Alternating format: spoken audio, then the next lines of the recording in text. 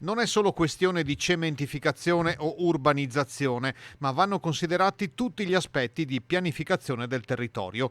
Secondo l'Ordine dei Geologi del Veneto, i danni del maltempo si devono affrontare ed evitare grazie ad una seria prevenzione. Noi puntiamo molto sull'attenzione alla prevenzione, perché ovviamente vediamo che questi eventi così estremi non possono più essere considerati come delle eccezioni, ma il clima, la meteorologia cambia, sta cambiando in questo verso, di conseguenza dobbiamo prepararci, avremmo già dovuto prepararci per essere pronti, per cercare di limitare. È una questione di sicurezza, è una questione anche economica, sia per il settore pubblico che per il settore privato. Secondo Bartolomei, la consulenza geologica nei progetti di opere pubbliche e private, pur prevista dalla legge, spesso non è tenuta in considerazione e anche la legge regionale sul consumo di suolo va costantemente aggiornata. È evidente che, tutto quello che ha a che vedere sia con la parte urbanistica che con l'impermeabilizzazione dei suoli, sia con la stabilità o le colate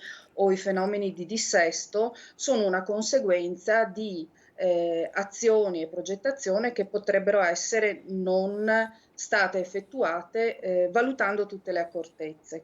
Occorre uno studio puntuale del territorio dal punto di vista geologico, idrogeologico e idraulico, anche nelle zone già urbanizzate. Evidente che in un abitato, in cui, è già costruito è più difficile porre rimedio, però, le misure ci sono e vanno attentamente adottate.